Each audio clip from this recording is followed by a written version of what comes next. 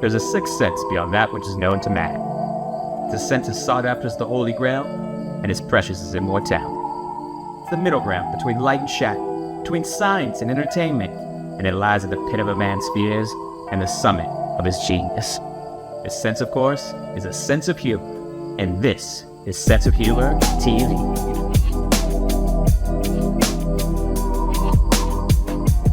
What's up, everybody? Welcome back to Sense of Humor TV. We're back here with another episode.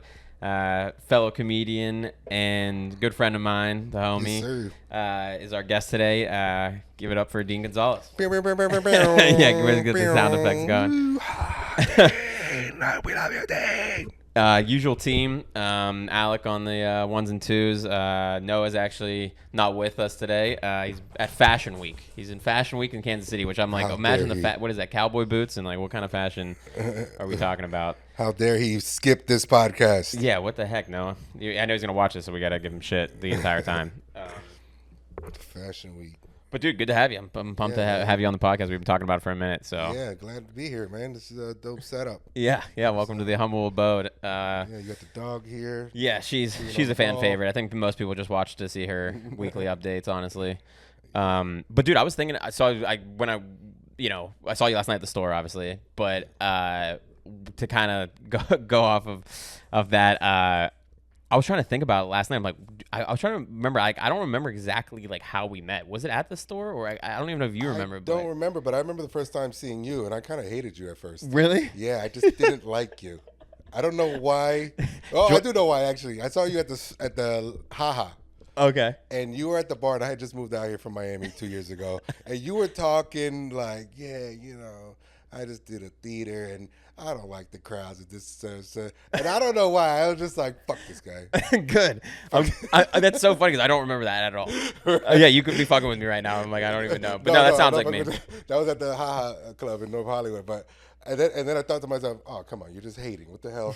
And I think it was mainly because of your hair. You have such great pH balance on your fucking locks that it just annoyed me that you have. And you still wear a hat with all that great hair. That's funny. That's funny. Someone the other day wear a hat with all that great hair. I don't understand. That's so funny because someone gave me shit about that the other day because they were like, "Are you balding? Is that why you're wearing it?" And I pulled off my hat and I have like a real straight hairline, you know. Yeah. And literally, I did the movie I did down here that we were at the premiere at LA Live, and the guy who edited the movie, he's like this gay dude, and he came up to me at the premiere and he's like, "You have the straightest hairline I've ever seen." And I was like, "You should tell me," and also the straightest personality. Yeah, right. I was like, "That's not all this." Yeah. That's right. Yeah, no, that's pretty much it. I was just hating on you at first. That's funny, dude. I don't remember that. That's my bad. I'm sorry I put up that vibe. No, it's okay. It's me. I'm sorry for even hating. But that's funny. But yeah, your whole look. Yeah, I guess you just look like a little league umpire or some shit that I just did. I don't know. It just brought back bad memories from when I that's didn't funny. Make the varsity team now every single time someone doesn't like me, I'm gonna be like, oh, I get it. Right. Yeah. Absolutely. Yeah. I'm gonna which happens. Trust me. That's fucking funny though. Because I was trying to remember okay, so that happened at the Hive. I don't remember that, but then I think we just started talking when we see each other, like crack them up or whatever. Yeah. Most likely just hanging around and after a show or something. But but yeah, it just.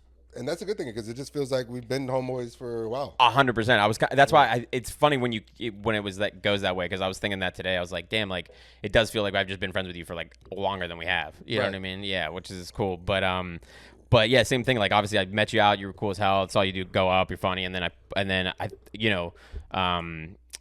I Dean's birthday was a couple weeks ago, and I saw him at the store, and I was like, what are you doing? He's like, nothing. And I was like, do my show tomorrow. And you were like, oh shit, really? I was like, well, you downplay it. I was by myself in the back smoking area of the store, waiting till 12 o'clock hit, which was my official birthday. And most people consider that being just a loser. But I would not have rather been anywhere else for my birthday. And then you came through, and we started talking, and you're like, well, what are you doing tomorrow? And I said, well, it's my birthday. He's like, when? And I said, literally in T-minus 3 minutes. He's like, well, I got a show tomorrow. You want to do it? And I said, oh, shit, that never happens. Yeah, right? That never happens. Yeah, or people would just say shit. Because I remember I hit you up the next day, and then you sent me your thing, and I was like, all right, yeah. Yeah, and then we did the show. It was a great show. It was the 1-year anniversary of your show. Congratulations on that. Thank you. And yeah, man, That's probably it. And you see, it made me feel even worse for when I first saw you and hated you because I probably thought this guy would never give me an opportunity. You gave me the best opportunity. See, and it's funny. I tell people that too because it's like yesterday doing the mic at the Ice House. You know what I mean? It's like like I'll get you up in front of the like I'm trying to help you out. You know what I mean? Like as much if I can help you out, I'm people say that shit, but it's like I'm a person that's like your success doesn't take away from my success. You know what I mean? Correct. It actually helps it because like I said, like people get their own shows and then they want to put you know what I mean? It's like they don't understand that whole part of it. And like they say they do or they'll you know what I mean? Or they'll flake. Or they'll flake 100%. They'll say they're gonna do something, they don't do it. Yeah, 1,000%. And we are in a land where we live with opportunists. We have to be opportunists in this business, but there's a difference between being an opportunist like the shady way and being a flake and just being about your word like regular men showing up or grown-up people. 100%. Like we were talking about Gumbo before. Shout out Gumbo. He's always saying, he's like, dude, you always show up to my shit and you never have to like, you never DM me like I'm gonna come. He's like, I just see you end up being there. You know what I mean? I'm like, yeah, like if I can make it, if I can support somebody, I will. You know what I mean? Especially if it's a dope show, dope lineup, dope people. Yeah, I'll just go. You remember Andrea who hosted the show that you did? Yeah. So she literally, I finished the mic yesterday, and she walks in. She's like, I'm hosting the show in the room, and she's like, he said he saw me host your show. And I was like, there you go. I was like, you see, like anyway. So again, it's been cool getting to be your friend, because but so Dean is from Miami. Yes, sir. Did you start doing stand up out there? I did. Okay. I started doing stand-up over there, which is as bad as you think. It's a very small scene, really glass ceiling. It only has 2 improvs, one in Miami, one in Dania, and then a bunch of dive bar shows, all ran by like a couple independent producers. But the worst part about it, were you just like doing bar mics to start? That's or like, it. Yeah. Every day I had a bar mic, and it's the same people. Small scene, but the crowds, because there's so many other things to do, strip clubs, True. cocaine. Yeah. Well, we could do that anywhere, but but it's very known down there. Yeah. So the last thing people want to do kind of is sit down somewhere dressed like $10 hookers and listening to comedy. True. And if you can make those people stay and laugh and like you, then, that's what I kind of knew, that I had something going on and I wasn't pandering to Miami. Yeah. And then I started like just traveling with it. And I've been coming out here to LA since 2018 for comedy. Oh, okay, dope. So what year did you start? So I'm almost 7 years. Okay. So whenever, 2017, I guess. Okay, cool. Middle, end. We were right at the same time then, because that's exactly the same thing. I started right after I left the Penguins, and I won the cup with them in 2017, and I left and I started doing just random bar mics in Pittsburgh. What do you mean you won? So I worked for the Penguins. There's the Penguins one and then the Raiders one. But wow. Yeah, no wonder the fucking umpire luck. Yes. Yeah. All right, I get it now. So I have a Stanley Cup ring with the Penguins, like with my name on and everything. Jesus Christ. Yeah, I thought I told you that before. No, no. It's so funny because I was talking to someone at the Improv about this the other day, and they were like, "Dude, how old are you?" They're like, "How many lives have you lived?" I'm like, I'm 30. I don't know. So now you have an Olympic hat. Yeah.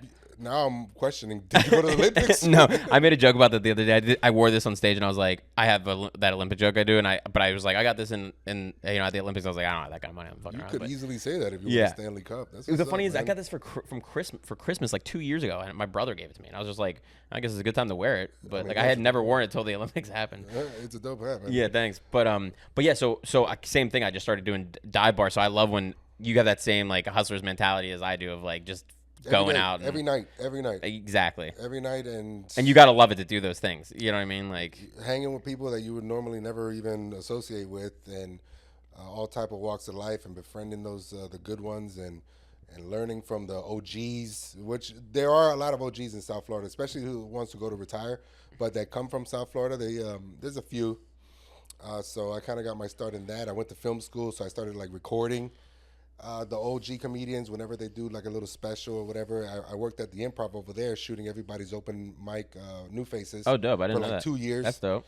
Gave everybody like black magic quality tapes for $20 each. That's crazy. I didn't know that. Yeah, I leave with like $200. Yeah. It was a cool time, but yeah, man, I put in my work, bro. And then I went to New York a little bit. Oh, so you lived out, that was my next question. Literally, I was going to be like, did you go straight from Miami to LA or where? Straight to LA, yeah. I lived in New York before I started comedy, but I've always been into comedy, man. Always been into comedy. What part of New York were you in? I was in Brooklyn. Okay, I cool. was in Sunset Park, Bay Ridge, Brooklyn. That's where we just stayed out there for the last time when I went out there with Sean and stuff, and we did the West Side Comedy Theater, and obviously all the way in Manhattan, but we stayed in there because his friends had a place or something. Yeah, it's a cool city. New York, you go to get good, obviously.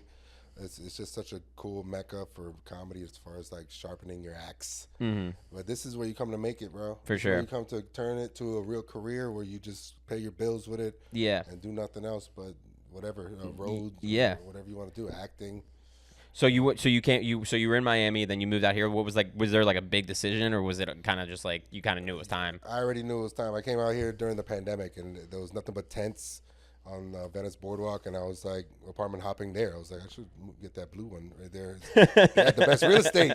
They had the best real estate right on the sand. That's your personality in a nutshell. You're like, I like that one. Yeah, for real. So while everyone else was like a pandemic refugee and moved back to wherever they were from, I was out here apartment hunting, bro. Interesting. Yeah, because I already smelled the Renaissance coming. Wow, cool. That's really cool. Yeah, half of the people, and I guess, time told now, stayed wherever they came from, and then some came back. A lot came back, but still, everything's different now. And then Rogan went to Austin, so he took a bunch. I'm like people that watch the podcast have heard me talk about this. I'm like pumped because I've said that before. I'm like, I think it was great.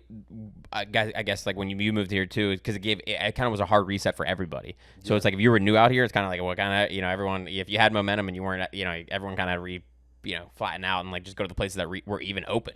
That's like why a lot of the places I went was like I was going. I mean, dude, I was doing stand up at Cantor's Deli and shit. And like, Deli. Dude, like For cold cuts. literally, Gabagool. I remember the first time I did it. My act's not clean. I don't swear a ton, but it's just not clean material, Yeah. And right before I got on stage, they handed me the mic. They're like, "Hey, it's clean, by the way." And I was like, oh shit, I don't have any of that. Like, I don't know what I'm gonna say right now.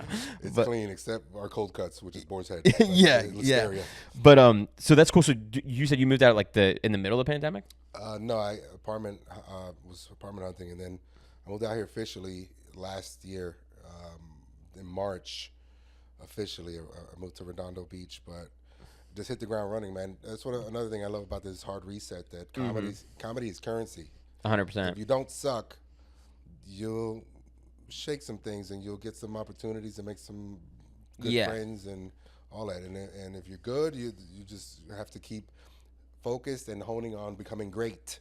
Yeah, And everything will fall into place, man. and that's another thing is like you're again like hustler, good at networking, so that definitely helps a ton. I feel like, you know what I mean? It's like you're funny, and if you can like, because you know how it goes. Like when I'm sure like you're traveling with like Russell and stuff like that. It's like they want someone that can fucking hang and like be a good hang. You know, Yeah, you know what I mean? yeah. Like they don't want to be in the green room with these lunatics and stuff. I hustle with Russell. That sounds like a show. Hustle with Russell. Yeah, right. For real. That is Pitch that. Russell Peters, by the way, just for Yeah. those who don't But know. no, that's dope. How did you start working with him? Like, did you guys meet at the Laugh Just Factory like or the whatever? same way that Yeah. we met, man. Yeah. Just hustling. The main thing here, man, is not to get distracted. People come out here and they get into drugs, they get into partying. I've been there, done that. Right. I used to live the rock star lifestyle before, when I had $4 to my name. Yeah. Got it out of your system. So bored of it. Yeah. It's all the same. 100%. And then the people just reset every 5 years. It's just 100%. a new wave of young people who fucking want to do drugs and fucking party and listen to EDM and fuck. And it's so boring to me at this point. That's one of the things that's really kept me on track and focused. And that's all I want to do is comedy. 100%. All I want to do is comedy, and that's all I want to focus on is getting great and making it hard to follow me. Yeah. Not in a dick way, but in a way of that I could follow anyone, especially if it's a headliner. And if they're headliners, you should be able to follow anyone. 100%. And that's a big, like, a lot of people, I feel like, I love the hearing, like, you're, like, running towards that, you know what I mean? Because, like, a lot of people run away from that, you know what I mean? Especially in our business, like, a lot of people want to be a big fish in a small pond. Like, we want to be big fishes in big ponds, you know what I mean? All It's the like, time. yeah, so, like, that's another thing that I think we became quick friends is, like, when you have the same kind of attack and approach to, like, what we're doing, you know what I mean? It's like, we don't make excuses. We're not feeling sorry for ourselves. There's all these people that make, and those are the people, again, most of the people that end up, again, biting themselves in the ass and not wanting to, end up being cool with people or whatever it is, because it's like they think for whatever reason that if you're doing well and they're not, it's because you're doing well. You know what I They mean? never It's look like, in the mirror and they don't look in the see mirror. why, Exactly. That what they're doing in order to keep themselves not where they want to be. Exactly. Yeah, straight up, man. And like you said, people get comfortable with the whole. And then my whole thing was the one thing, because like I said, I came from like working in sports and shit, and people thought I was crazy when I was like, I'm gonna do this. You know what I mean? They were like literally like, because I have a bunch of bipolar in my family, so they're like, oh, you're crazy, right? So I'm like, no. And then so I started just doing mics. auditioning for whatever like shows, TV, whatever the hell I could in Pittsburgh, like and just like I ended up getting in the Mr. Rogers like movie. I was a garbage man, like in the background. Shit. Yeah, and like there was Mr. Rogers? Mr. Rogers, Tom Hanks. I was in that. It was the that most one. stereotypical casting of all time. All the Asians were cooks. All the Italians were garbage men. Like it was like the most stereotypical. But I was in a big. It was like the biggest casting call I've ever went to. It was like 10,000 people. It was at the convention center. It was so big, and dude, you know me. I cut the line. I was like, I can't wait. So I cut the line. Immediately as soon as I cut the line, guy walks up to me. I'm like, I'm fucked. I'm gonna get kicked out of here. He's like, let me see your paper. I was like, oh fuck here. And he's like, I like your look, man. And he like writes something on it. He wrote New York on it, and I was like, all right. So then, and then I went to the front. They're like, oh, did someone write on your thing? I was like, yeah. And he's like, all right, I guess you're. And they told me around the spot. I was like, I'm getting paid. All right. Like I had no idea. And then I was showing up on set and be like, I saw the guy, and I was like, who is that guy? I asked one of the PAs, and he was like, that guy. And I was like, yeah. He's like, that's the assistant director. I was like, oh. Oh shit. Oh, all right, cool. Dope. And then I did this Seth Rogen movie, and then after that, because I was just extra, I was just an extra in it. And they called me months later, like 3 months later, the Seth Rogen people, and they're like, hey, we like wrote this part in the thing. We like liked your tape. Like, would you want to come and shoot this scene with Seth? And I was like, absolutely. Yeah. So I went down and we shot a scene like this, like all day. Didn't make the movie. Did not make the movie. But that's when I was like, all right, I got to move back to California. And then I just moved to the Bay Area because I worked for the Raiders. That's all I knew. Did a movie up there, someone on that movie, did a movie down, and then moved down here. Yeah, so it's just like the whole, you never know, like, but so I'm always interested, like, hearing people's like stories, and like sometimes, like you, like when I know I'm gonna be on this podcast, I kind of waited because I like it to be genuine that I'm like actually finding out this stuff about you for the first time. But I agree with you. Like, I think it's good that you, like, even if it was before you did comedy, going to New York and getting kind of some, step out of your, because I went to the Bay. It's like, I'm ready to do this. Like, this is what I want. Absolutely. And when I came out here, it was just, I mean, you could tell it's, I don't want to say easy pickings, but there's a lot of influencers who are trying to be comedians. There's a lot of actors who are trying to be comedians. There's a lot of non-comedians trying to be comedians. And, Jerry Seinfeld said it the best, bro. Comedy weeds itself out of people like that because there's only so much they can take as far as going up and bombing and feeling that feeling of, ugh. 100%. No one likes me. And I know you're like me, again, where it's like, it's not like we're competitive. It is a competitive thing. Like, I don't even like doing like roast and stuff, but I'm competitive of like, I want to be the best, right? Yeah. And you're the same way. And I love when you're like, nothing's a better feeling. And I know you've definitely experienced this too. When you're on a lineup and it's all like the influencer fuckers, and they're like, God. And they bomb, and then you go up and just murder. You know what I mean? Oh man, isn't that the best? Oh man, when they're like, the crowd sucks, and then you go up and then uproar, and then you go back like, yeah, they were pretty bad. Dude, I did this show recently. And I wasn't even supposed to be on it. And they were just knew me. So they were like, you want to just go up? And I was like, yeah. And everyone was kind of like, oh, the crowd sucks. And I went up and I wasn't even supposed to be on the show. Yeah. And like literally like 10 people came up to me after the show and were like, we loved you. You were our favorite comic. And like, you know what I mean? So they're all coming to the fucking next show on the 18th. Those are all great. I still prefer going up with killers. Absolutely. I want to follow the biggest killer and just elevate my game. Mm-hmm. I want to feel, I like feeling that nervousness, kind of, that anxiety. Yeah. Right before you go up, that I don't feel whenever I see a whatever lineup. That's awesome too, because what's cool too, like you're going up, like, opening for Russell and shit. Like you're going to, like that's. Yeah, that's so like, I already have like a bar set. Exactly. Because Russell Peters is, I mean, he's a comedy god. He's been doing this 37 years. True. And he's been all around the world. And the stories that he has, bro, is just next level stuff. Yeah, you're just soaking it up. Yeah, King of Jordan pranks him, by putting cocaine in the suitcase at the airport. God, dude. And the King of Jordan owns TSA over there. And they put cocaine in it. Oh my God, what a prank! Stuff like that. Yeah, that's crazy. Like that's the type of stories he has. So, and not only that, sold out weekends all the time. So yeah, just not to cut you off, but just because I'm curious and I love hearing this kind of stuff. Like, so is the biggest crowd you've done with him? No, the biggest crowd I've done was, well, you know what? I will say consistently, yeah, because I did a big show with like 500. I haven't hit the 1,000 yet. Okay, yeah. I've done one theater, but it wasn't sold out. Yeah. It was like 500. But consistently, he does 500 for a weekend, like every single night. That's crazy. So yeah. That's so a good size. That's a great size though. Like bigger than that's almost like too much. You know what I mean? I would love to do theater. So with him, he has his friends. He has a lot of. He likes to switch them up. He's very generous. You never hear a bad story about Russell Peters when it comes to giving comedians opportunities. But he has his improv people. He has his theater people. Then he has his friends who he takes them overseas. And Gotcha. those are the ones who are very well seasoned, that they've known each other for a long time. Right now, I'm in the shitty improvs for the cities that he doesn't really care about. Yeah. Which, hence, Spokane, Washington. I'll be opening up for Come him. out. Yeah. He loves Spokane, but whatever. Yeah. So, yeah, man, it's just just sets a bar that you have to come with it. You have to come with it because he'll go up and just murder, like just trying out new stuff for a straight hour, and everyone loves him. Yeah. Regardless of what he even says. But for us, what's trying out for you? Like a good 10-minute set or 20-minute set? Like how much time in a set would you do to try out nothing but new stuff? Like right now? Yeah. Yeah, if I'm doing all new stuff, yeah, dude, 10, 15 I feel like would be pretty nice. Him like 45 minutes. God dang. You know what I'm saying? So he's just all writing all the time. But he's writing in his head. Yeah. I never seen him really like write. Gotcha. It's all like Jay-Z shit because Gotcha. he does shows every weekend. So he's so good at just riffing it.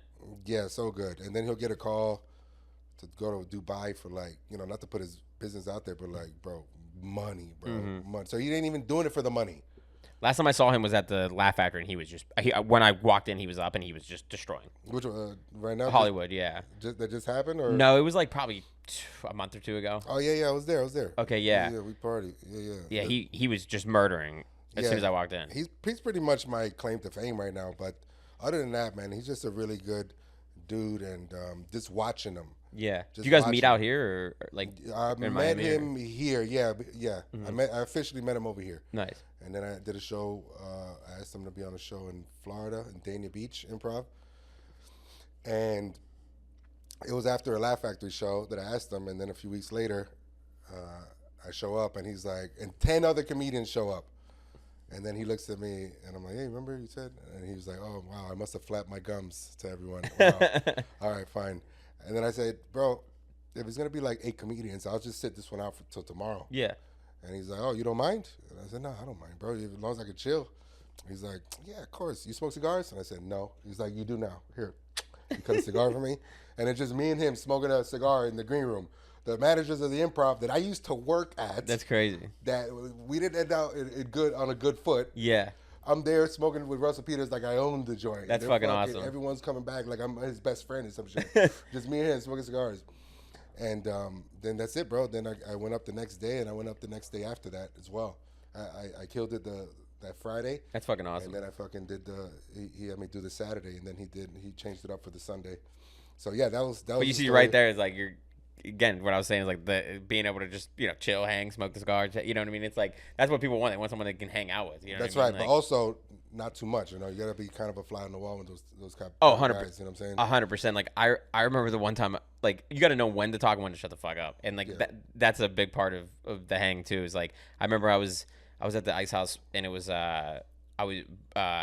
Burr and like Joe Bartnick were doing it, so I'm going to hang out with Joe. So I'm in the green room, and it's me and Bill, and they had like the volume was up real loud in the green room. So he's like, can we go like to the other? And I was like, yeah, I'll take you to the other green room. So me and Bill walk over there, and we run into Michael Blackson and Johnny, who owns the Lakers. So I'm like, all right, I'm in the room with a billionaire, 2 millionaires, and me. So I'm just gonna shut the fuck up. Like I didn't say and a negative 1,000 there, which is me. Yeah, so I didn't say a word, dude. I was just like, I'm just gonna be happy to be here, and like we're good.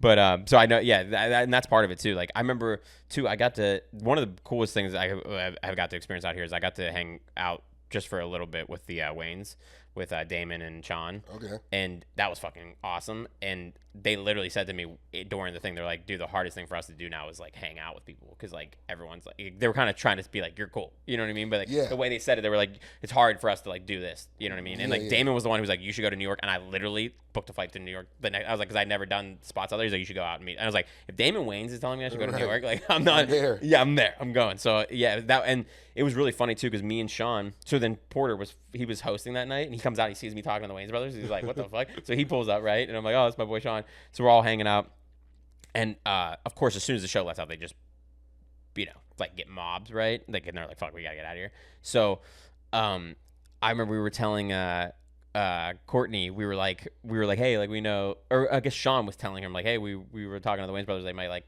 do our show or whatever, right? And she was like, no, you fucking don't, like, no, you didn't, blah blah blah. And he's like, August, what, you didn't? Like, I was talking to somebody else. He's like, whatever, but gets me into the conversation. And she's like, you're winking at him. I was like, no, like I swear, right? And I swear to God, like out of a movie, I'm not even exaggerating. Probably a minute goes by, 2 minutes goes by, and Sean walked in the fucking place, and he comes up immediately to me and Sean and goes, "What's up, guys?" And pounds us, and she was like, "What?" It was right on cue. That's the best. It was the best. I was like, that was crazy. Like, and the fact that he said what's up to us, I was like, that's dope. Yeah. I can't wait till I'm famous and rich enough to just FaceTime shit like that. Yeah, and they were like, "Oh my God, yeah. You know so and so." Like, yeah, I can FaceTime her right now. Yeah, right. And, yo. Yeah. Say what's up, bitch. Yeah, that's fucking funny. Yeah. But yeah, you got to play the fly on the wall. But also, I'm myself. I'm true to myself when it comes to, I want people to like me for me, period. But I just don't. You got to have like a little cap on yourself as far as how much of a good time you have.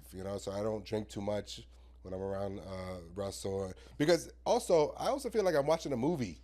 And Yeah, I'm you're living like, in a movie. Yeah, right. You're like, I've seen this person on TV all the time, and now I'm hanging out with them. Not only that, we're hanging out in the third floor to laugh after the show, and Flavor Flav would walk in. Yeah. And then one of the guys from Backstreet Boys, for some reason, I know, would walk dude. in. And it's just like, I'm no one here. Let me just watch this. Yes, dude. So I was gonna say, that's so funny you said that. So when I went to the Laugh Factory and Russell was up, I think it was for Tehran's birthday, and Oh, that was a lit night. Shout out to Tehran. right, shout out to Tehran. And so I was in there, and so Russell was on stage when I walked in. Then we go up and we're chilling like upstairs, which I don't know if you saw. They're actually gonna like make it a hang now. They're building a bar up there, I think. Are they at the third floor? Yeah. Oh, Think- shit. um, I don't like that too much. Oh, okay. Well, maybe the second floor. Maybe I mean The second floor, yeah. The second floor has the bar. They should just make that the bar. Yeah, I think they're gonna like. Anyway, someone told me yesterday that they're like working on it, so I'm like, that's awesome. But anyway, so Russell's on stage. I go upstairs, and out of anyone I've ever, we've seen many celebrities at this point, right? The even working for the NFL and stuff. Yeah. The number one freak out I've ever seen was we're standing there and I hear, "Oh man, can I get by?" Turn around, it's fucking Chris Tucker. Oh yeah. And dude, the room that second floor went fucking bananas. Like I've never seen. He was like walking out with some chick, and he was wearing all white, all white. And you could tell he was trying to bounce. And I mean, literally, I've never seen everyone be like, "Oh shit!" It's Chris. Like like usually people try to play it cool. Like no one played it cool. Everyone was just like, "Oh shit!" Chris Like Tucker, yeah. Yeah, like me and Sean there for Russell. I think so, I guess Tehran's. I mean, Tehran must know hella people. Because I was like, I mean, yeah. Then like what you were just saying. So then we're like, all right, that was fucking dope. So then we're leaving, and right as I'm leaving, coming up the stage is Flavor Flav with all these bitches, and I'm like, Flavor Flav's still out here on the scene, like I was like, anyway. So I was just like, I just saw Chris Tucker and Flavor Flav in the last like 2 seconds, like. Yeah. So that's my perspective on it. When you finally get an opportunity to work with these big guys who are legendary, and I'm just still a small fry for them, but it's been cool, man. And Russell specifically, he's just an inspiration, bro. That's it. Like you just have to just learn from him and soak up as much game as possible, and then I think it was real become a legend yourself. 100%. And I think it was real important what you said about being yourself and not like, because I think that is one thing that I'm like like I can't help myself how much I'm, you know what I mean? And like I love that. I think again about you is like and I think that's why I hang out with so many of the people I hang out with, and like my my lineup on my show is so diverse. It's like the whole thing is like I'm always myself, and like I never switch up. And people think all the time that you have to, like, it doesn't matter if it's wealth, race, religion, whatever. People always think you have to act different around different kind of people, and I'm like, I'm the complete opposite, where I'm the same to a T, to a fault all the time. And that's one of the best things I think about comedy is like getting to be yourself, you know what I mean? And like that's why I got into it. Shit. Me too. It's isn't it therapeutic? Sometimes it's like I should do therapy. I don't. It's like that really does help a lot with. Well, I'll tell you the bad thing about working with such a superstar is that now I'm like just loyal to him, and he flies his people out for these big shows the whole weekend. We get paid nice. Everyone treats us great. what am I supposed to do now when I get back? Yeah, right. Go work the Chuckle Hut in Poughkeepsie Yeah. for $50 with who gives a fuck? Amen, dude. You know what I'm saying? Yeah. I'm not doing that. Amen. And so now, like, bro, Russell, whoever your enemy is, my enemy. Right. Take me with you wherever you go. Right. So that's like kind of the thing that I'm facing now, which is not a problem. It's a good problem. No, it just I hear that. elevates me to. It makes you want working it. for Yeah, my own brand. 100%. You can see where it can go. You know what I mean? Yeah. And I think that's important to have. Like when you're, like we're not starting out anymore. Like we're definitely way along. But it's like nice to like how kind of Joe's kind of like took me on the road with him and getting to do those bigger shows. And like, yeah. It's important because it's like it gives you like, okay, this is like what I'm chasing. You know what I mean? Right. And we have guys who are on the next, seniors. Let's say we're honor roll sophomores, all right, just to put it that way.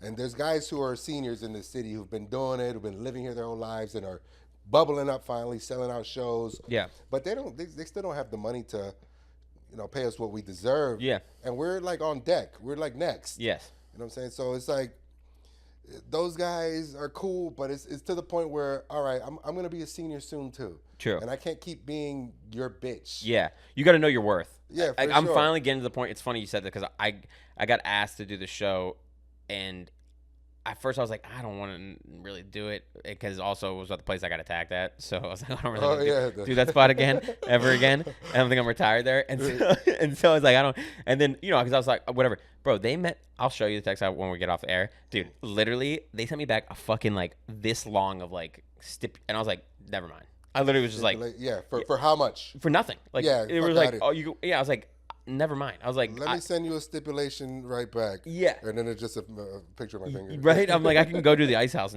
that night. Like, a picture of a hole with hair on it. Yeah. That's a picture of my asshole. Eat this paper. I'm telling you. Up, bro. Like that's, and shout out to those sophomores, but it's to the point now where I'm a professor at a university's, apprentice. Yes. Mm-hmm. So I don't not that I don't need you guys and I still want to work with you guys, but you can't just be like little broing me. Yeah, we put in our dues. Like it's different if you haven't, but it's like me and you have done dive bars all across America. Like I'm done. Yeah, like work with me a different way because I still have a lot to offer for those other guys who are coming up here. Mm-hmm. But they just still want like a team that they boss around type shit, and I can't be bossed around. 100%. And that's I think that's if we're just being honest with each other, that was one of the things that like I love about comedy. And like when I grew up, my family has their own business, so they started it from like nothing, and I worked, and it's manual labor, like it's automotive supply sales, so I'm fucking moving boxes. Yeah, like, so imagine you working at Jiffy Lube. Exactly. So it's like it's tough to so like that's one of the things I love about this thing. And if you have the hustler mentality that we do, it's like it's easy to be because you have to motivate yourself to be like, all right, but if you love doing it and you enjoy it, like it's not hard for me to go to the like anyone else. Like last night, like I said, like shout out Dean, he crushed it last night on Crack 'em Up at the store. Oh yeah, but I was like, I saw you on the lineup, I'm like, I'm gonna drive a half an hour across town just to go chill with my boy. You know what I mean? Like I was just like, I appreciate it. Yeah, no, but it was just like it's that if you don't love it, it's like fuck, I'm going home. You know what I mean? I'm gonna go home, and it's easier to go home and go to bed. I'm like, I just hosted a show. It's like I could be fine with that, but I'm not fine with it. You know what I mean? I appreciate that, man. It was a great time, and CP is a great host to Crack 'em Up. Shout out Nichelle. Shout out Nichelle Murdoch, who is my Mitzi Shore technically. She's the best. My first Comedy Store show, period. I think last night was like my sixth time doing Crack 'em Up, and it is just my favorite thing. Like I hope to be a regular at the store like everyone else, obviously. But in my whole career, I'm just a Crack 'em Up guy. I'd be happy with that too, man, because that's such a great show, a great audience. It's known as like the Black Room, but it's not really black like that. It's not like Apollo Black. No, it's also again, it's like it's that same thing of like if you're cool, it's a good place to hang out. If you're a good person, that too. It's always a great hang. Yeah, but I feel like a lot of comics are scared to do that room, so they bash it a little bit because I've heard people bash it. And you know what's funny? I've heard black comedians bash it as the Black Room. Well, and that's so fucking like fucked up for me. It's again what we were saying earlier. Is like people because I mean, Nichelle, we were talking about how early I was talking with Alec how hard it is to do a weekly show. You know how fucking insane that is to do a weekly show, and she fucking puts on 21 years, and she's been doing it for 21 years. That's literally the longest running show of the Comedy Store. That's what and she started it at the bottom, and she brought it all the way to the comedy store. Yeah, It's she was like, passed by Mitzi. yeah, so I'm telling you. So it's just a beautiful, like, it's one of those things, like, if you actually are nerds, like, about comedy, like me and you are, too, like, that's another thing, is, like, we care about the craft, like, And students. we're students of it, yeah, 100%. Like, that's brings me to my next question I was going to ask you is, like, what was there something that made you want to do comedy? Did you always want to do comedy? What was your kind of I always story? liked comedy. My first comedy that I ever heard was, like, in 4th grade. It was Andrew Dice Clay, the rhymes. A friend of mine had, like, contraband. He treated the CD like contraband. Mm-hmm. He was like, hey, I got something. I love this. And then he put it in his PlayStation in his room, closed the door, and played it. Rhymes, eeny, meeny, miny, mo, suck my dick and swallow slow. It was the funny. We played it on repeat, bro. We were dying laughing. Hickory dickory dock. Your wife was sucking my cock. Yeah, bro. It was the funniest. Jack and Jill went up the hill. Jill left with $1.50. Bro, that shit had me dying laughing. And then I got into the Jerky Boys. And by this time, I was in New York City. Okay. Because I went to middle school and high school in New York City. Okay. Interesting. I didn't know that. Yeah, I was there during 9/11 and all that. So. No way. That's crazy. Yeah. So. It was just a fun. So I'm very Italian influenced as well, and melting pot influence. There's a lot of Paisans watch this podcast. Paisans. Hey, what's up, cuz? Yeah. I thought as soon as you said Dice, I'm like, we all love Dice. Yeah, bro. Dice was the first, and then the Jerky Boys, and then I got into Carlin, and of course Martin. Martin is such a low key, high key legend. Martin, right? 100%. Like stand. Anyone from our age like loves Martin because like from movies to the show, the stand up, like just incredible. And then but my main guys, like top 3 major influence, I say CK. Yeah, who's your Mount Rushmore? You got 4. 4? Okay. Living and Dead or Living and Dead, yep. Okay, so CK. I love that. Is my Joan Rivers. Joan Rivers, really? I love Joan Rivers. Wow. Okay, I asked everyone this question. That's a comic on the show, so you're the first Joan Rivers one. Bro, she's a killer though. No, 100%. But I love hearing that because everyone's lists are always different. She's like a broad. Yeah. She's a broad. She was a killer back then. When you it was hard for women to do comedy back then. She was a killer. Oh my God. Yeah. Sebastian Maniscalco.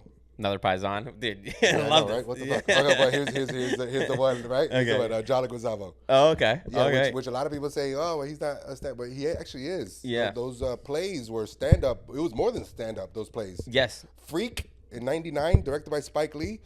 Literally, you could do a university class on it. Right. That shit kind of made me want to do stand up. I love that you have Louis on there because everyone that he's the one person I think everyone has said that if you're on my podcast and you don't put Louis on there, like how don't you? Like literally, no, Louis to me is. He was like what you were saying with that was my friend. I literally was sick homeschool and one day and I saw a special on HBO and I was like I went to school the next day I was like guys you have to come over. Which one? I can't remember the name of it. It was the one that came out in like probably 2004 or 5. Probably Live from New York. It was the one where he talks about the guy pulls up in traffic and he's like suck a bag of dicks and he's like, do I suck the side of the bag? Do I pull them out individually? Do they stick out like baguettes? You know what I mean? Like do I have to make each one of them come? yeah, exactly. So I went back to school and I was like, dude, so all my homies, like 3 or 4 of us came after school the next day and they went and we watched it and we're like, oh my God. But the real thing is my dad, I used to watch Sanford and Son with my dad, right? And my dad was the token white dude at his high school. He was him and Bobby Parisi who wrote. He's the singer-songwriter. Play That Funky Music, White Boy. Okay. That's like why. That's like my song I come out to. So they're the two only white dudes at their whole high school. Okay, wait. Who wrote it? Bobby Parisi. He's the black guy. He's white.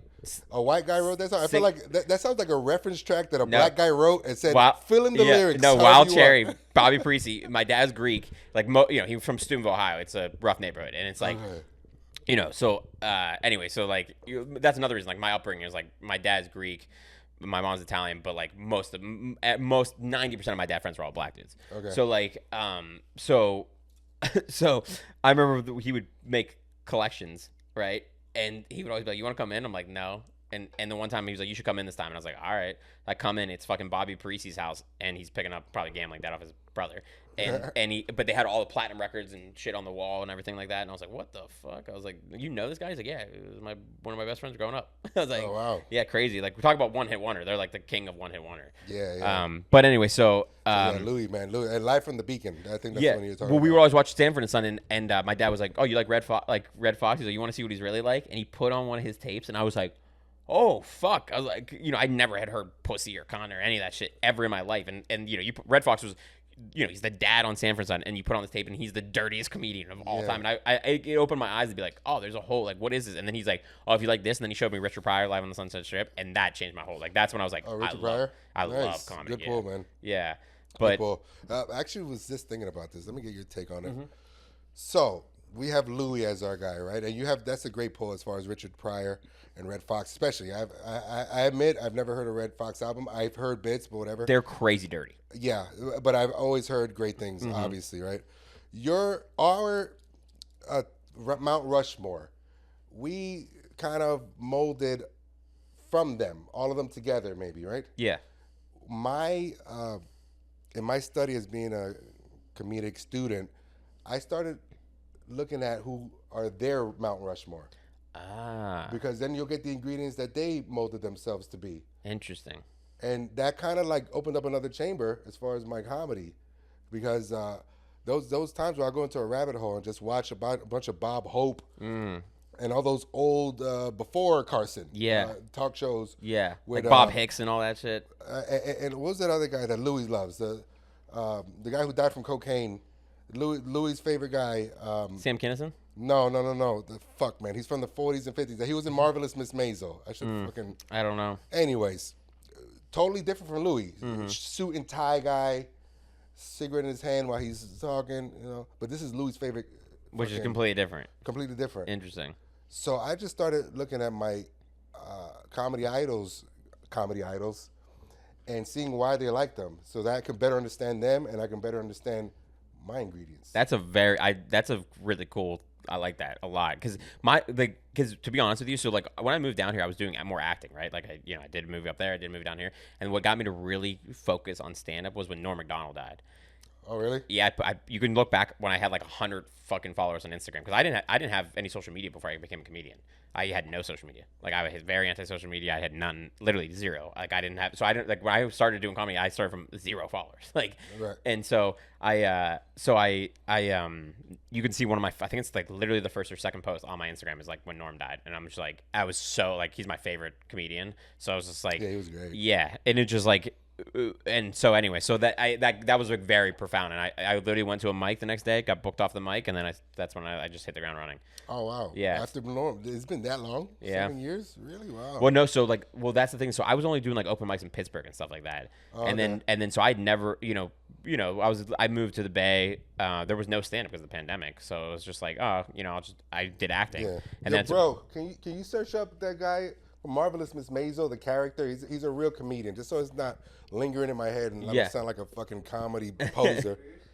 Lenny Bruce, thank you, sir. There you go. Thanks, Alec. He's the man. See, he didn't even have to search it up. That's why Alex I is was the best. hoping that you would interject. Yep. Alex is doing his homework Dude, over he's the here. fucking best producer. I'm telling here. you, Alex the fucking dog.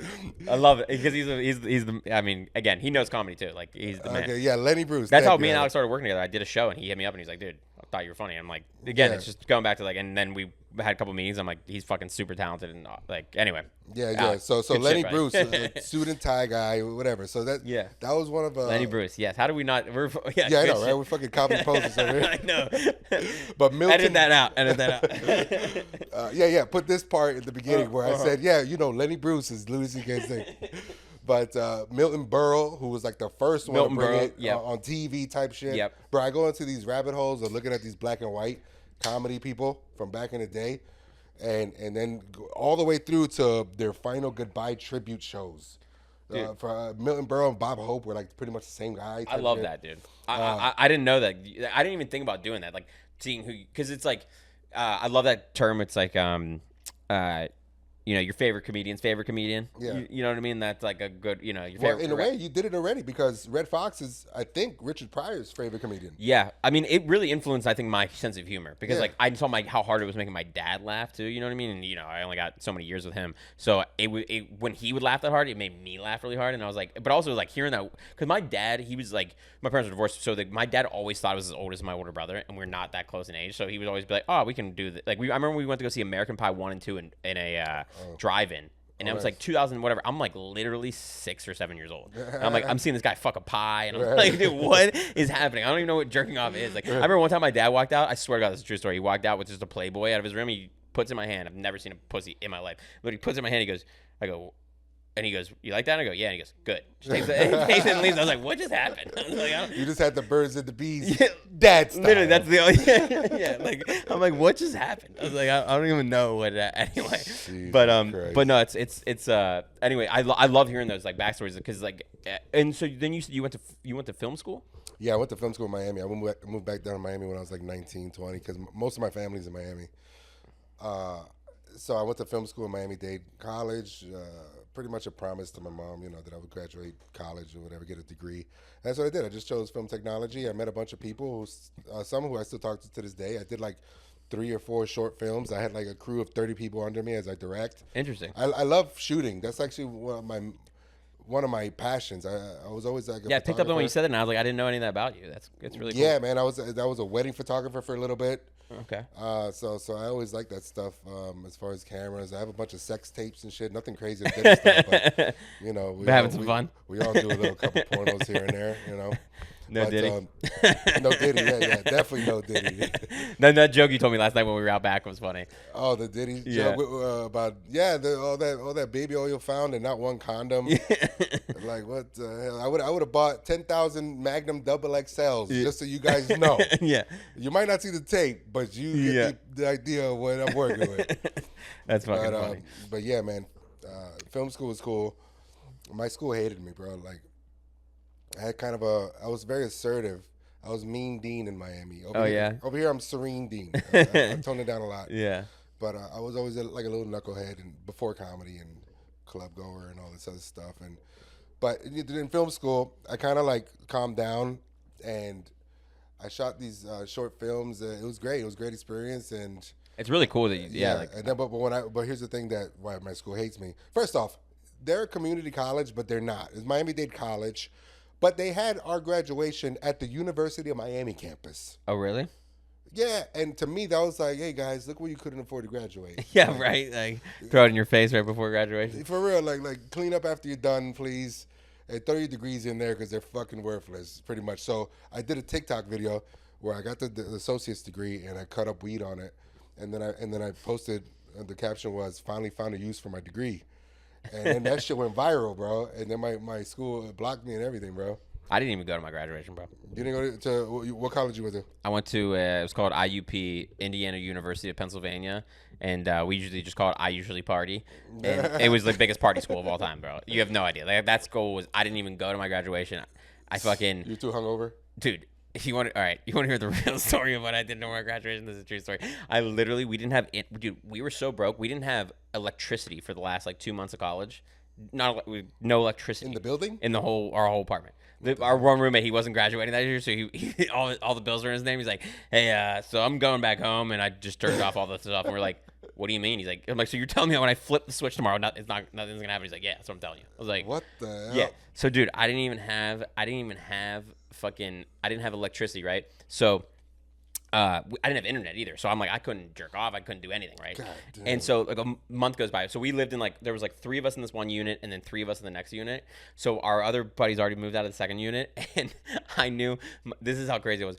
My buddy, he had the internet for the guy downstairs because he had to use his internet for some class project. So I went to his abandoned room, and I'm literally in the middle of jerking off during my graduation. During my graduation is going on, and I get a text from this girl I used to hook up with, and she goes, "Hey, what are you up to?" Or no, she goes, "Hey, happy graduation." I go, "I'm not at graduation right now." She goes, "What are you doing?" And I'm like, "Nothing. What are you doing?" And she's like, well, I kind of want to give you a graduation present. So I'm like, all right. So I literally shower. She comes over. We just bang. And I'm like, literally, my friends all come back from graduation. They're like knocking on my door, like, who's in there? What's going on? And I'm like, why weren't you at graduation? I was like, fuck that.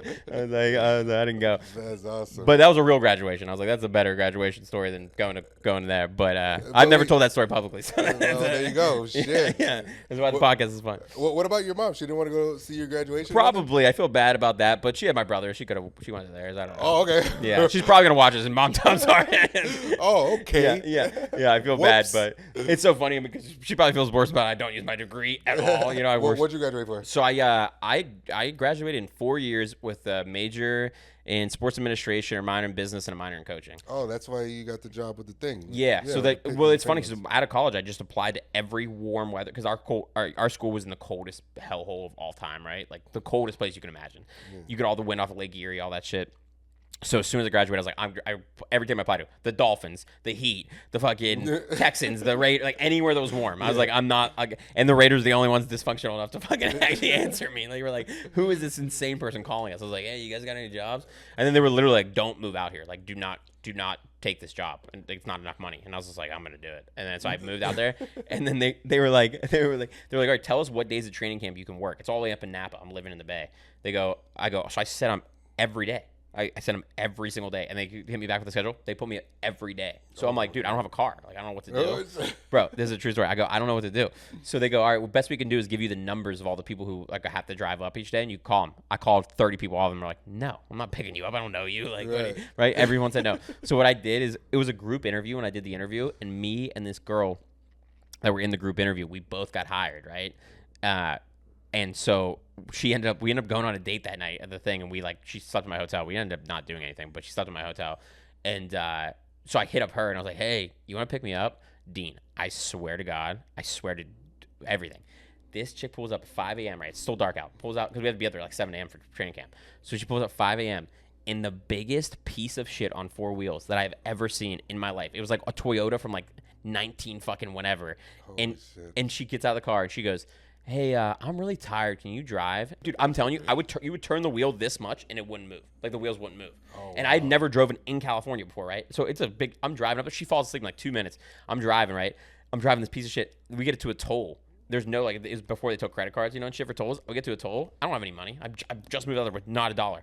So I wake her up. I'm like, hey, you have any money for this toll? She's like, no. There was no license plate on the car. That's how big a piece of shit. I just drove right through the thing. I was like, there's no license plate. They're not going to know who it is. Yeah. And I made my mission at that day training camp. I was like, I don't care how good I do my job today. My only mission is to get somebody else to drive me tomorrow. And I did. I made buddies with this dude, Jackson. Shout out, Jackson. And he drove me like almost, him and Nana, this other dude from Ghana. They drove me like almost every single day after that. And what happened to the chick? Did she stay with the job? I don't remember. I don't remember. But then I killed it so hard at training camp that they ended up hiring me as like a full-time person after that, and then that's why Talk about winging it, bro. Talking about winging it, dude. I literally, yeah, it's crazy. When I think back to that stuff, I'm like, I can't believe I was just like, you know what? I'm gonna move. I had never even been to the Bay Area before. Because I'd only been to Southern California, so I was like, oh, it's gonna be nice and sunny and like. Well, first of all, that's the part that you were thinking that like you lived without power for 2 months. How? I can't live without power for 2 hours. Dude, I didn't have electricity for 2 months, dude. I didn't have electricity for 2 months. Crazy. That's when people were like, dude, I can I'll be fine. I can bum it like what, no one. Candles and shit. No way, bro. Dude, we went through a box of 750 matches. It was like one of those big ass.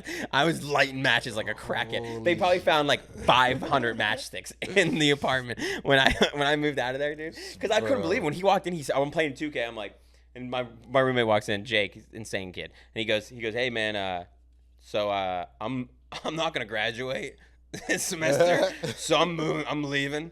And I turned off all the bills. I was like, "What does that mean?" He's like, "So like electricity, the bill." And I was like, "Wait, electricity?" And he's like, "Yeah." I was like, so when I flip the switch in the morning, nothing's gonna happen. He's like, nope. I was like, bro.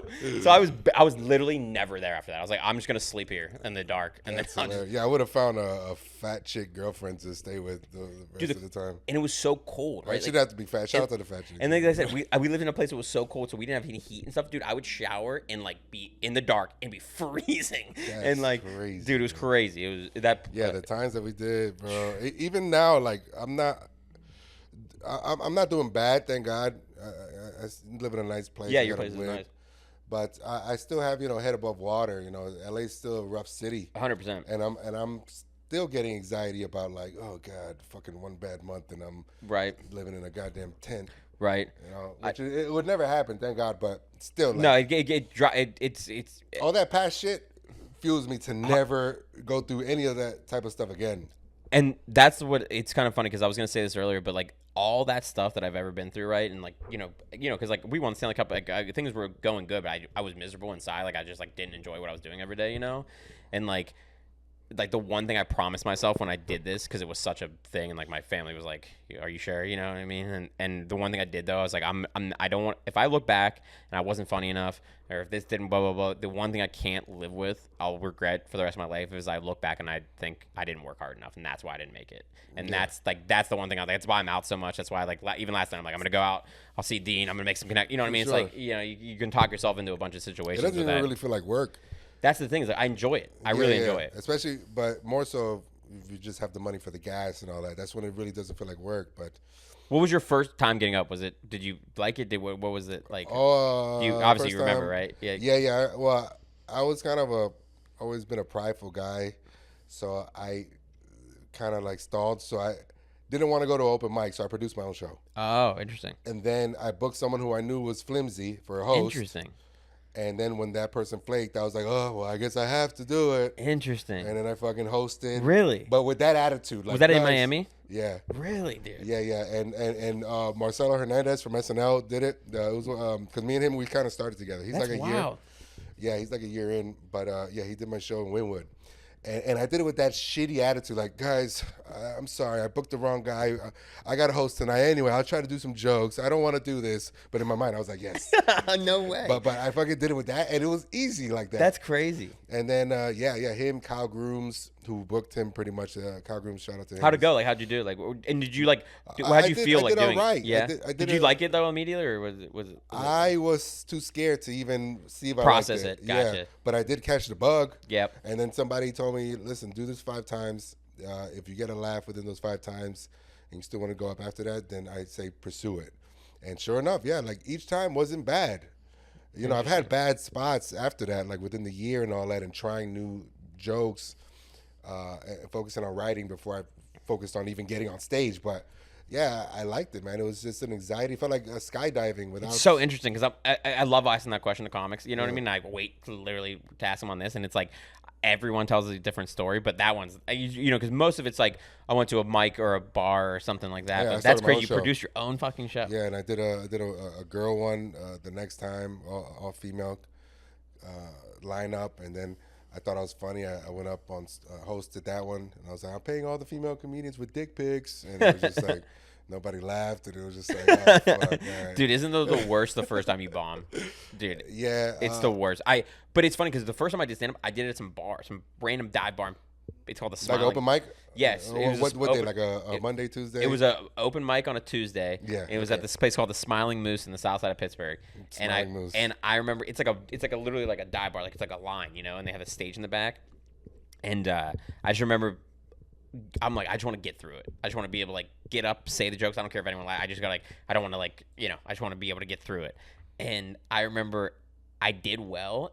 And I had so much fucking adrenaline. Like immediately, I put the mic on the stage and I sprinted out I like sprinted down like it was like a hallway, and I fucking sprinted right out the front door. And like I was like, oh my god, like I had so much adrenaline. And then some old timey, you know, Pittsburgh comic that who never he comes out to smoke a cigarette and he's like, that was your first time? Because I was dumb enough to tell the MC that I'd never done stand up before. Oh shit. And yeah, so that was dumb. But and then he's like, that was your first time? I was like, yeah. He's like, you should keep doing it. And I was like, all right, I didn't even need to hear that. I already like kind of, he said caught the bug. Yeah. But it was just like I was like my heart's pounding. I was like, yeah, I don't know. I Yeah, wasn't man. expecting to feel that way after It I was did it. straight up like skydiving. It was Yeah, like, that's a good way to say it. Because the first time I actually did open mic after my those 3 shows that I produced was like, dum, dum, dum, dum, Yeah, dum, dum. dude. It felt like that Jumanji fucking Yeah.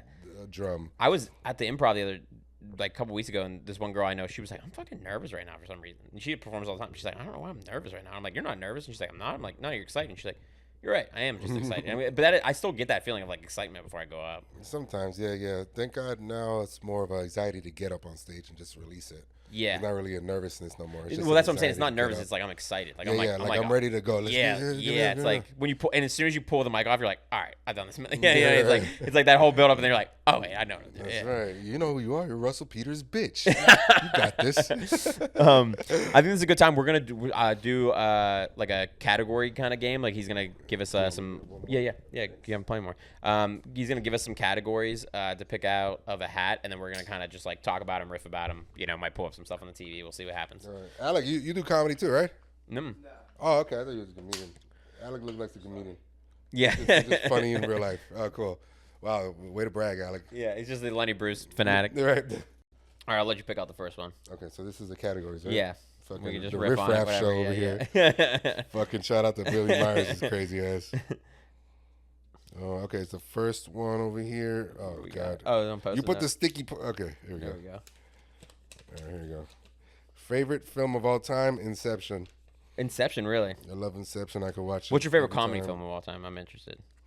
40-year-old virgin. Really? Great one, dude. It's so weird you said that. I was just, because I have a hairy-ass chest, and I was thinking about how they actually waxed his fucking chest in the movie. Yeah, he said all those things. Yeah. Monkey's uncle. Como se llama? Kelly Clarkson. Kelly Clarkson. That's interesting. Yeah, the first scene with the fucking Indian guy and the black guy is like, I'm from Brooklyn. This is a fucking Brooklyn accent. That's such an underrated. That's so weird. I was literally just thinking about that scene. Love that. And Steve Carell's the national treasure. I think my favorite, just if you're talking just straight film, would probably be Goodfellas, and my favorite comedy is Old School. Yeah, Old School. Todd Phillips. Yeah, Todd Phillips, shout out. Yeah. Okay, let's pull up another one. Todd Phillips, Judd Apatow. Todd Phillips or Judd Apatow? Well, real quick. The body of work all Todd. together. Really? Wow. I love Joker that much, and Old School was my favorite. Like the balls it took on that man. You know the first line of that movie. The balls in that guy to make that the first line of your fucking film is this like day and age, yeah. In this day and age, and like that's how you know he started as a stand-up. You know what I mean? You're just like this guy had the big, and again, it's one of those. I love satire on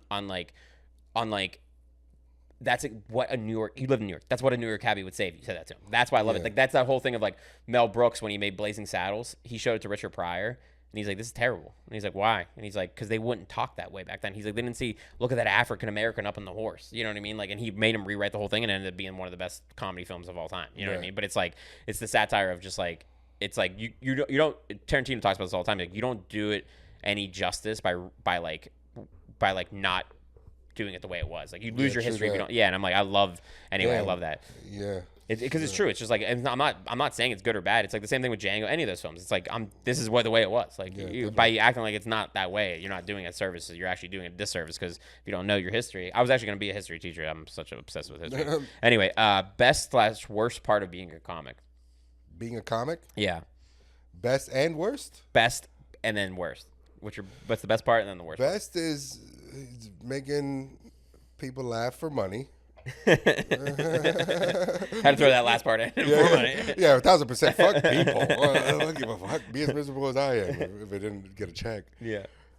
Worst part, the Diddy parties, I guess. That you have to deal with. The our versions of Diddy's. Yeah. Which I guess, and the more I get into the business side of things, seems to be the agencies and shit. Yeah. I agree on the worst part. That's definitely the worst part. Is just like I made a post about it the other day. It was on my story. It was like it might take you a little longer because you're not selling your soul on the way. You know what I mean? Yeah. But like anyway. But here's the thing that I would have gone to the Diddy parties. I just wanted to stay. I just wanted an invite. Yeah. But I wouldn't have stayed long. I would just make a cameo, just like I do anywhere else where I show up that I think I can make a connection or two. Yeah. I know. I saw Marlon Wayans on Club Shay Shay on Shannon Sharp's podcast. Oh, that was a great one. He had so many good stories. So good. But when he asked him about the Diddy party, he's like, I left early. You know what I mean? It's like straight up. Yeah. I would do that too. Cameo shit. Like just leave before any of the crazy stuff. I just want an invite. Yeah, just give me an invite, bro. I don't want to partake in it. Thank you very much for wanting to suck my dick, but I respectfully decline. But I'll see you guys on set, and you know what? I got to take up golfing. Yeah, I golf. You golf? Yeah. There's a par 3 right across the street. Have you ever seen the movie Swingers? Yeah, with John Favreau. When they golf in that movie, it's the par 3 right there that I cool. play at. I was watching it the other week. I was at Sean's house. Sean Porter, he was our last guest. We were watching it the other day at his house. And I'm like, dude, that's the fucking par 3 I play at. Like, I gotta, because I don't want to be even going to these parties. And the par 3 is nice because you don't have to drive. You just fucking, you just hit the irons and fucking putts. It's nice. Up. But I think the best part about being a comic is honestly getting to do something I enjoy. Like I actually enjoy my job. Yeah. Like I don't think I've ever said that in my whole life about any of my other jobs. Like, you know what I mean? Like this is the one I'm like I really enjoy doing it. All right, well, the worst part is the same thing. What? Yeah, same thing as your worst. Yeah. Honestly, I hate having to kiss ass and like because I just don't do it. Yeah, right, exactly. Yeah, it's like favorite stand-up special. I would say Freak, John Leguizamo. Interesting. It was such a. Have you ever seen it? No. You got to see this, bro. It's. I know who he is, but I've never seen that special. No. Yeah, it's great. It's pretty much talking about how he grew up in Queens and how he got into theater and all that. And it was directed by Spike Lee. You said it came out in '99. Yeah, he integrates it's like a play, but it's a stand-up. It's a stand-up play. It's brilliant. I wish I could do these type of things. But it's joke after joke after joke and a little musical in it. It's fucking great. What about yours? Live on Sunset Strip with Richard Pryor. It changed my life. Like that I can name so many jokes from that set that I can't say them. Like I could. No. Yeah. But it's just, it was so great too because he had been publicly, shamed and rightfully so. I mean, he blew himself up freebasing cocaine. Yeah. So it's like this was his first one back in the public eye, and it was like so good, man. Like it was just again just I mean. I could go on. Freebasing cocaine is crack, right? Is that basically what it is? Yeah, basically. It's like the purest form of it. It's like even like it sounds nice. Freebasing cocaine, right? It sounds like a nice version of whatever crack is. Yeah, right. But at the end of the day, it's still crack. This one's interesting. Super Bowl prediction. Man, I gave up on that a long time ago after the Dolphins. Yeah. I was. Chiefs and fill in the blank, I guess. Another Chiefs, and you know what? I'm going to go with the Bills. All right. It sounds like he said Chiefs and Steelers. No, the Chiefs were playing this. Dude, we have this is the craziest thing I've ever heard. You play football growing up? No. Oh, but I mean. I like football. Okay, yeah. Dude, we at the Steelers this year have 3 games in 10 days. We play Saturday night, then we play Wednesday, Christmas, and then we play the next, Sunday or whatever, and it's like the Eagles, the Chiefs, and the Ravens. Like it's like the 3 of the better teams. Yeah, they're gonna get They're gonna get but I think I'm predicting the Steelers to get undefeated because they're undefeated right now. They're 3-0. We're gonna not lose another game the whole season. We're gonna have the first undefeated season since the Dolphins in '62 with Don Shula. All right, guys, Steelers. All right. Shout out to Antonio Brown too, man. That's my boy. Yeah. AB. He's always a good time. Love AB. Favorite room to perform in? I would say the Comedy Store, man. The Comedy Store is just a legendary, historic, slightly spiritual type of room that anytime I'm in there, just first off, the hospitality is great, and the crowd, every room, all 3 of those rooms are different. The main room is obviously a spectacle. The original room seems like a sensual hookup with a chick, everyone's kind of quiet and just there smooth, and you just laying your best material, and they might laugh, but they'll calm down with the laugh, immediately, to the point where you think you're bombing, but you're not. We're just chilling. And then upstairs in the belly room is just anything goes, anything can happen. Like what's up there? Like who's there? And not to mention the green room there is cool. So I would say the Comedy Store, man, straight up. I was gonna say the original room at the Comedy Store is my favorite.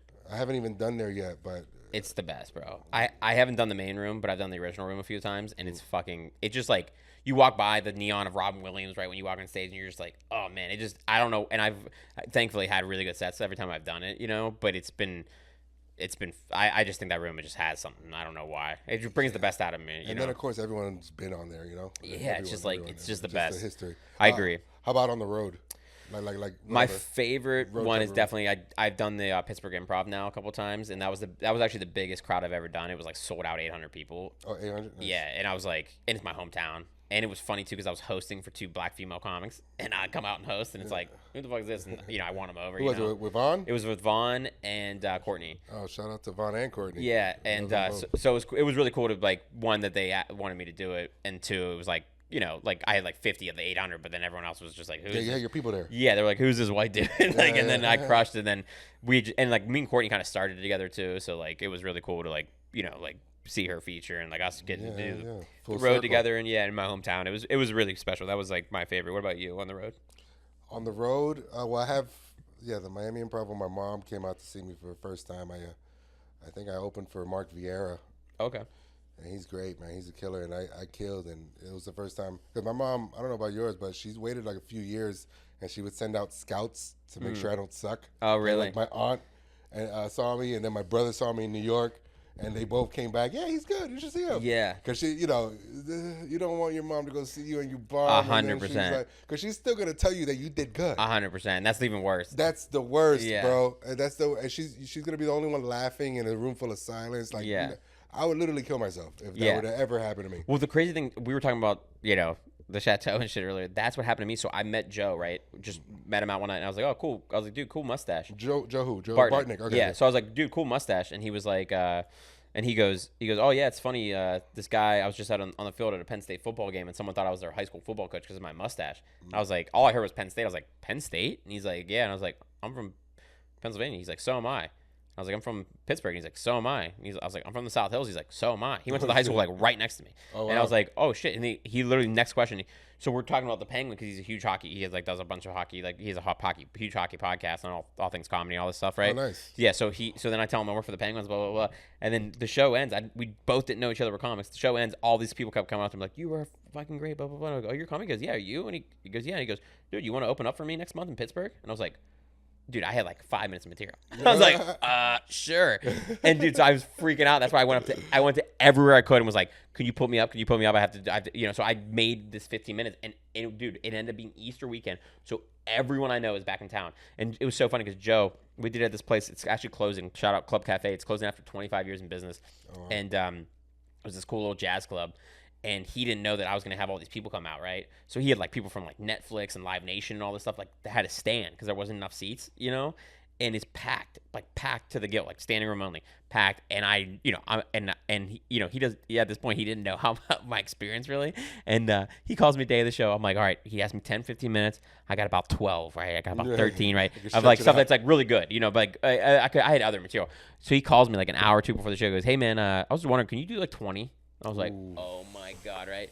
And to this day, I don't know how I did it, but I did, and I like did well. You know what I mean? Probably because of hometown aura. 100%. I had like that, but it was the same thing. Like my mom's there, my fucking friends are there from high school. You know what I mean? That could have gone very south. Very south. I was like, and again, I thought I did pretty good. It's like but I'm getting off stage and he's walking up and he grabbed me. He's like, you killed, and I was like, fuck yeah. Yeah, and as long as you don't suck. And yeah, and then it's funny because then we did it again the next year, and then now we did the Pittsburgh Improv the last time, so it's like, and now this place is closing. So, but again, it's like funny like how we kind of like have, his special came out and it fucking killed. Like, yeah, so. That's dope. Yeah, Bartnick is a cool guy. Man. He's the man. He's literally like one of the great, and it's great too because he used to drive around, fucking Mitch Hedberg. They were like best friends, and like he used to, and him and Lisa Lambanelli, like he was her first opener, like Queen of Comedy. It's like he has those cool stories where you're just like, I'm just glad to be around to hear this stuff. And he knows fucking everybody. That guy knows because he started in San Francisco, but then he moved to New York, and then he's lived here for the last so he's lived all the 3 big cities. Yeah, of, comedy. Both of you guys have that undercover cop look. Yeah, we could look like we could bust the party. Yeah.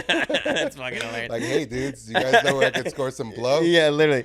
It's so funny too because he didn't even have that mustache his whole career until he did Bill Burr's movie, and then it was that old dad's movie, and they were like, oh, we should grow a mustache for it. And he's like, I just kept it. Like, that's cool. Yeah, every time I see Joe, he's always nice, and we always chop it up a little bit. But yeah, man, it's cool, man. This comedy journey has been a movie. Right. You got any more in there? Yeah, we got 3 more, I think. 3 more? All right, let's get it.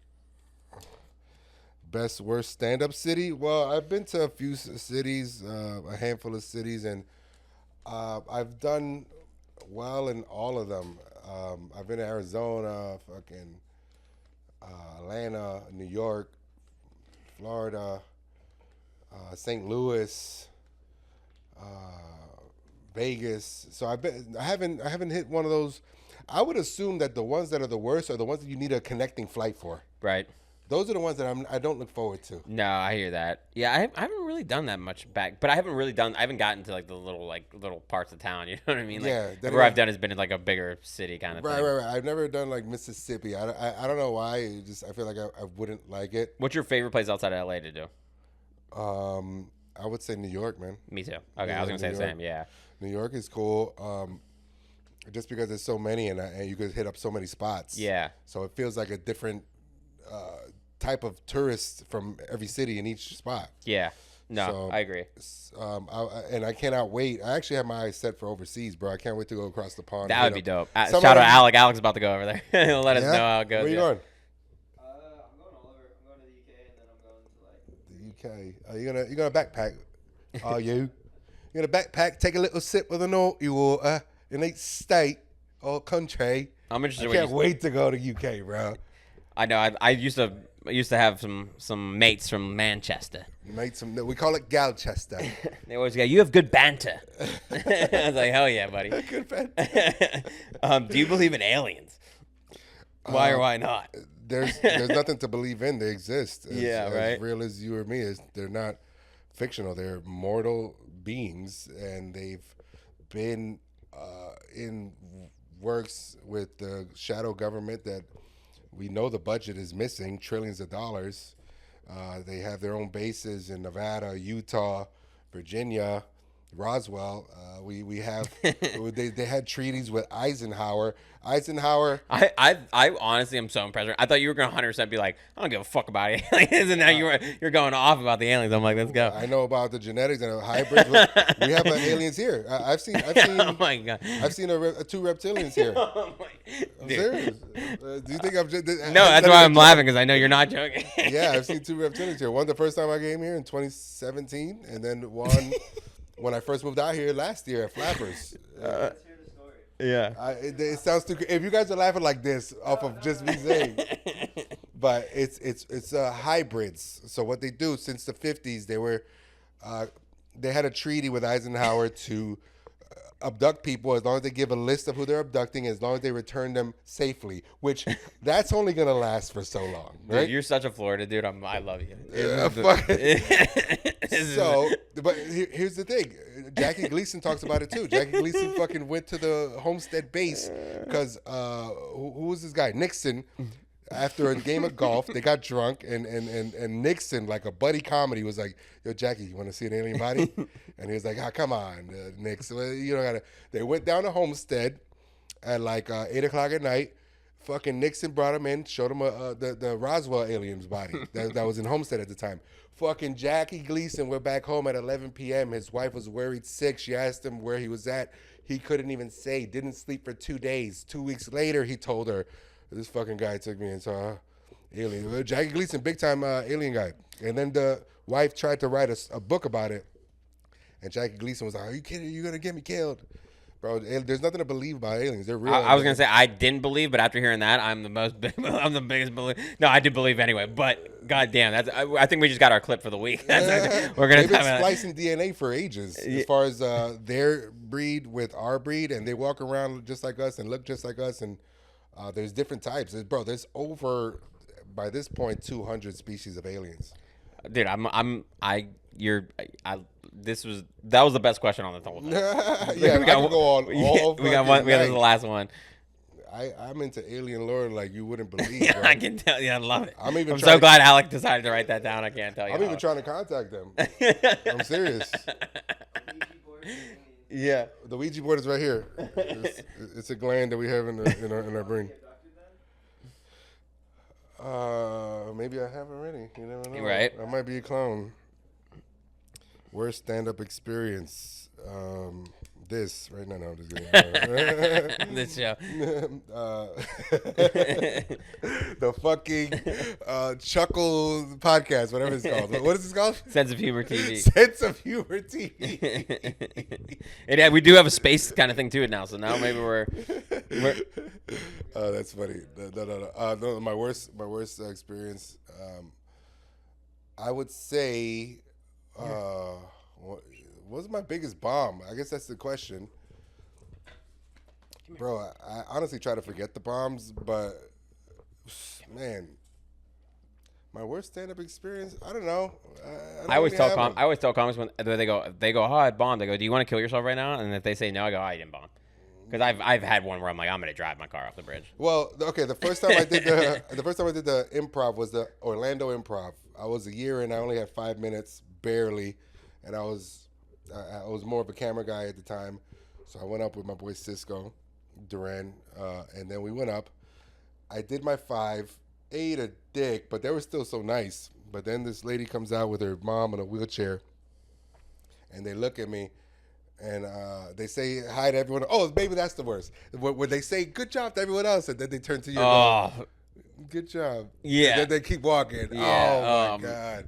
I don't know why I put myself through that, but I guess that was my first time of putting myself through that, because otherwise I would have just stayed in the back. The second time I ever did the Comedy Store, I didn't bomb. I was doing good, and then my last joke didn't hit. and then I tried to like cover for it, you know, and they just started playing the music. I was like, no, like it was just like oh, dude, I walked off and was just like, what? I did That was that at the Comedy Store? Yeah, Oh. and that's why I was like, yeah, and I was like, oh, I'm gonna definitely kill myself after this. So I remember after that, I was like, well, if I got through that, I can get through anything because because then I was like hell bent. I was like, I gotta do the store again. I gotta get up again. I gotta get up. And I did. But I mean, dude, for that 2 weeks, I wanted to die. Oh, I'm surprised you didn't say the fight at that place. Oh yeah, no, that was actually probably the best because it's my most viral. It got me a bunch of followers. So That is yeah, that was actually not that bad. dude. All right, we're gonna. I think. Where we're at, it feels like I'm having a good time. By the way, shout out to Sense of Humor TV. Thank you. This is awesome. I Yeah, appreciate the invite. No, I'm glad. This is the vibe we have. It's like kind of hanging out with the boys and just kind of being a fly on the wall. All right, we're gonna finish real quick. We do a couple news headlines, and then we'll wrap it up. I got one for you. Yeah, what? Okay, so this is a true story that they recently found a way to for humans to breathe. Like if your trachea is blocked or whatever, and they can't use that air pipe for down your throat, you can breathe now through a pipe in your asshole. What? Yeah, it's a true story. I'd rather die. Kill me. Why? you wouldn't let them. Yeah, I'd rather just suffocate. Breathe Kill through me. the asshole. Nah, just let me die. Yeah, I'm already on the verge of killing myself anyway. I don't need. If they say, hey, you gotta start breathing out your ass, I'll be like, I'll just kill myself. Don't worry about it. Give it to the next guy. You're incapacitated. You'd have to wake up. You'd be like, Yeah, I'd be like, take this tube on my ass and give me a shotgun. I'm done, buddy. I'll see you on the other side, can everybody. you imagine waking up from a coma or something, and you're like, what happened? It's hard for me to breathe. I can't. And they're like, yeah, you're not breathing through your mouth. You're like, where am I breathing through? And yeah, No I'd one just be wants like, to tell you. yeah. I'm like, if I feel my ass start whistling, I'm done, dude. Just kill me. That's like in that scene of Always Sunny in Philadelphia. He gets in a coma and he wakes up and his first question, he goes, does my dick work? And they go, no, Mr. Reynolds, your penis does not work. And he goes, kill me. I'm like, that'd be literally me. I just wake up and be like, where am I breathing out of? Yeah, bro. I mean, yeah. And then they pull it out of you, and then you're just like, that happened now in your life. You have to live with it. Yeah, I'm dead, dude. That's I'll be pissed both you guys, if they ever say, hey, we gotta shove it, just throw him in the trash, just throw him in the dumpster. He's done. Well, we kind of talked about P. Diddy getting arrested, which is just insane. We'll never see him again. He's done for. Yeah, that one song that he has. I miss can nobody take my pride? Can nobody hold me down? And the feds was like, oh no. Yeah. The bigger question is, do this. you think he'll make a trial, or do you think they're gonna Epstein him? Do you think he's gonna get killed? No, I think he's gonna snitch. He's already snitching on everybody. But do you think I think he's gonna die before he ever gets to snitch. Man, he's already trying not to eat the food there. He thinks it's poisoned. Yeah. Diddy's not gonna last in jail. He's singing all the hits. This is gonna be his greatest hits album. Now. Yeah, Him right. Snitching on everybody. 100%. Yeah, he's not track built one, for that. Keys to the City, featuring Eric Adams. Fucking track 2, Rainbow Thugs, featuring Tekashi 6ix9ine. Right. This is his greatest hits album now. This next one I'm interested in because you're from Miami. What was like the local reaction of Tyreek Hill getting put in cuffs before the home opener for the Dolphins? Figures. Yeah. Figures. Are the cops down there pretty bad? Figures. Yeah. And the cops say figures, but they use the N instead of the F. Jeez, yeah. Right. Yeah, I hear that. And the worst part is they're Cuban. Yeah. They're immigrants themselves. But It's crazy. Immigrants that can't get kicked out back to their country. What do you think about Shohei Ohtani, first ever player to have 50 home runs and 50 stolen bases? I feel like Ohtani is Japan's revenge for Hiroshima and Nagasaki. He's Godzilla. Like, I like him. Shout out to him. But come on. That's fucking hilarious. Where's our new Mark McGuire? Mm-hmm. What? I feel like Donnie Brasco in that movie. Like, Yeah. hey, who won the fucking war? Yeah. Who won the fucking war? Like that's when he funny. didn't want to take off the shoes. The Athletics are leaving Oakland. There will be the first city ever to lose all 4 major sports teams. And the Mexicans will still be diehard fans of them for some reason. Like, Yeah, they're losing all. They lost the Seals were their NHL team. Obviously the Athletics. Then the Warriors moved to San Francisco, and the Raiders moved to Vegas. So they have lost all 4 major sports teams. yeah, because their fans are so rowdy. To this day, the Mexicans are hardcore Raiders fans. Like, guys, you guys are like in an abusive relationships. These cities don't love you. Like you guys have to. You fuck with the Heat? Is the Heat your basketball team, obviously? Yeah. I fuck Yeah. with the Heat, So of you're a course. LeBron fan? Like, what's your LeBron? I am a LeBron's fan. What do you think about him and Bronny being like I love it. Okay, yeah. Yeah. It's a good type of nepo babyism because to be a basketball player is hard work. Yeah. You know, even AB has his son shooting every day. He wants to be a ball player. Okay, fine. You're gonna get a trainer, and we're gonna install one of those hoops that shoots the ball back at you, and you have to just shoot all day. All day. It's not easy to get into Muscle NBA. I memory. don't care whose father or son you are. Yeah. Yeah. So I love LeBron, but I always feel like, especially living out here, like ex-girlfriend type of thing. Like like we had him first, motherfuckers. Like, And it's funny too because he was better with us anyway. Yeah, right. Yeah, that's funny. That's funny. Well, dude, I think that's our show. Dude, is there anything you want to like plug real quick? Or you got any shows coming up? Shout out to the Mexicans. I don't want to No. back like I fucking hate Mexicans and then they kill me. I love Mexicans. I love Salvis. I love Armenians. I love blacks. I love whites. This is the most racist thing I've ever said. I probably. Yeah, right. Well, you have to say these things. It's gonna be the biggest clip. Right. This is how much Dean loves every culture. But you want to put your like Instagram and everything? Yeah, Dean_Gonzalez. I have a podcast, a solo podcast. When I do guests, I'm gonna have my boy Augie on it, obviously. But Mad at the World, it's a podcast on YouTube. And check me out in the city near you. I'm gonna be in Spokane, Washington, with Russell Peters on the 10th through the 12th. I'm gonna be in Miami this coming week at. I'll probably hit up the Improv, but I got a show at Dom's and at Smugglers on Wednesday, on the 2nd, and then. Oh, I got a show that you're on now. It's finalized. The Cali King Studios in Silver Lake on November 22nd. It's a Friday. Up. All right, dope. It's going to be a party. We're going to have a lot of people there, and we're going to sell it out, and it's going to be a super dope, funny lineup. You guys are going to love it. Just stay in tune and let's go. Yeah. Peace next out. Augie D and Jokers, October 18th. Definitely come out for that, guys. Thanks for coming out, Dean. This was fucking awesome. Yes, You're the sir. man. All right, guys. Sense of Humor TV out. Yes, sir. Peace.